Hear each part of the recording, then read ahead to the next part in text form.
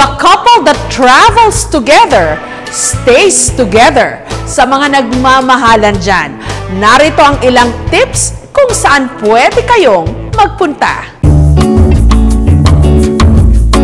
Ang pinakabagong pasyalang ito, pwede sa mga nanliligaw at naliligaw.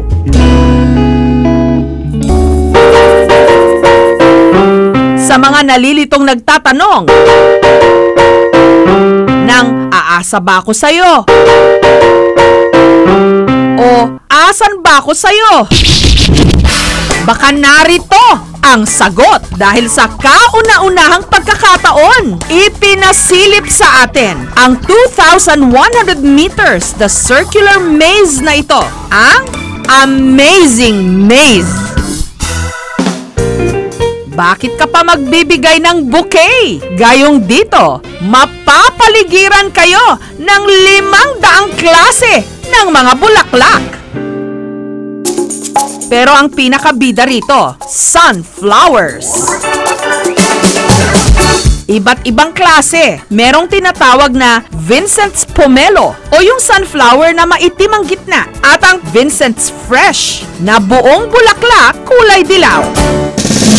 Magkandaligaw-ligaw man kayo sa loob ng maze na ito. Basta ba ang tungo, edi sa puso mo? Alam mo ba kung bakit sunflower yung binibigay niya sa'yo? Kasi yung ganda mo parang sun! San banda? Pero warning, Bes, katulad ng mga bulaklak na nananahimik, ganyan lang din gagawin niya sa'yo. Pipitasin, i-display at pakikinabangan. At pagkatapos, kapag ayaw niya na sa'yo, hahayaan ka lang din niyang malanta. Hindi ka naniniwala? Eh, tignan mo nga, oh! Sa dinami-rami ng lugar sa mundo, sa mix ka pa talaga niya naisipang i-date. Naku, Bes, baka sinyalos na yan. Maliligaw kayo. At ang relationship nyo ay parang maze na paikot-ikot. Pero sa hiwalayan din naman natuloy.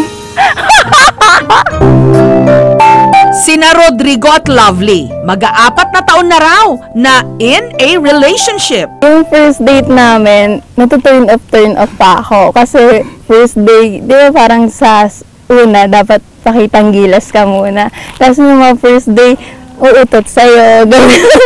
Yung Rob na pinakilala ko kasi sa kanya, yung Rob na ako, yung Kuwela, yung laging nandyan para sa kanya. Mahilig daw talaga si Lovely sa sunflowers. Kaya naman si Rodrigo, sorpresang nagtanim ng sunflower sa kanilang bakuran. Basta kaya mong ibigay yung oras mo sa isang babae, sigurado mamahalin ka niya. Yun nga lang, si Rodrigo nakatakda ng sumakay ng barko. With team, magiging isang malaking challenge to para sa amin. Kung kaya namin higitan to, then kaya namin higitan lahat. Kaya naman, in advance na nila ang kanilang Valentine's date dito sa Sunflower Maze. Ka-enjoy na kahit na nagkaligaw-ligaw kami. Ang ganda ng mga flowers na nakita namin. Kaya thank you dito. Dito naman sa Pampanga, love is in the air. Tuwing Hearts Month, ang kalangitan na mumutiktik sa naglalakihan at makukulay na hot air balloons. Pero pati nga raw hot air balloons, walang forever. Ito na raw kasi ang huling lipad ng mga ito dito sa Clark Air Base. Sa mga susunod na taon daw kasi, baka sa ibang lugar na ang mga ito masusulyapan. There was a statement in the newspaper that came out regarding this. But they never talked to me. But in reality, kamukha today, lumilipad tayo, nagkaka-activity tayo, hindi naman natin nagugulo yung traffic sa Clark. Sabi nila, Bes, love is in the air daw. I agree. Kasi sa dami-rami ng taong umiibig na iniwang nakalutang sa ere, nagmistulan na silang hot air balloons. Ganyan din mangyayari sa'yo. Kaya, ingat, Bes, dahil ang pag-ibig ay parang lobo. Sa isang iglap, magugulat ka na lang, walay naman. Si Roniel, makailang ulit dating nag-propose kay Athena.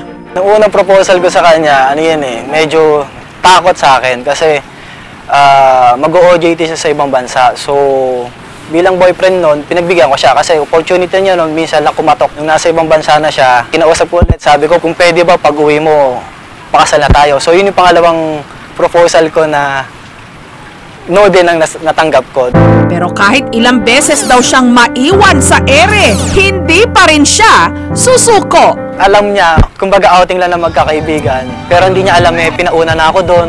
Kumbaga pinauna ko na yung aso doon. Yun nga, uuna akala niya, regalo ko lang yung aso. Then, nung binuhat niya, ako pa nagpakita ng sing-sing.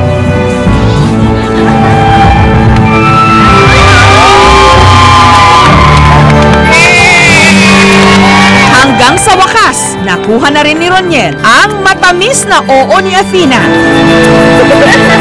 At nito lang December 2016, sila'y nagpakasal.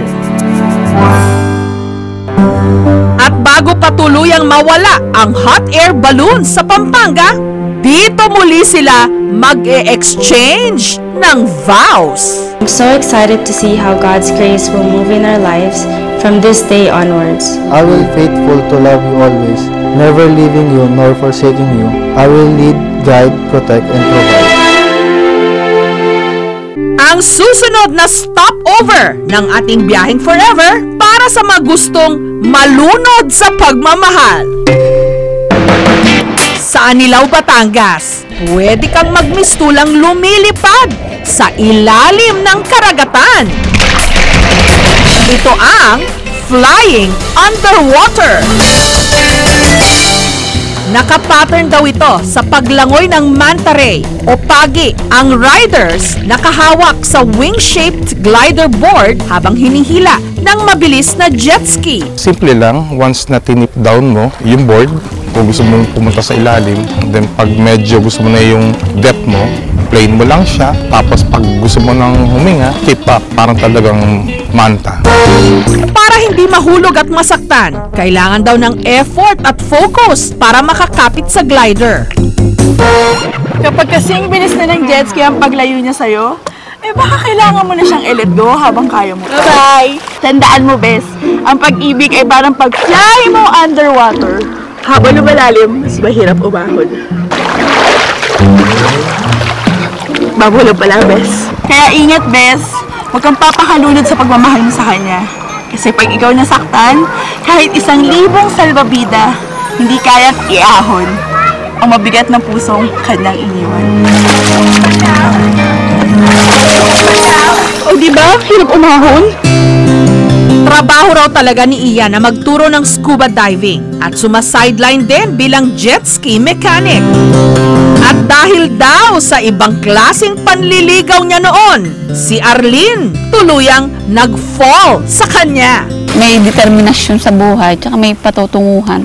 Yung ibig sabihin, hindi mo makikita sa iba na kasi masipag talaga siya, tsaka may pangarap sa buhay. Saan nga ba matatagpuan ang forever? Nasa lupa ba yan? Sa hangin? O sa tubig? Ang mahalaga, diretso patungo sa puso ng iyong minamahal.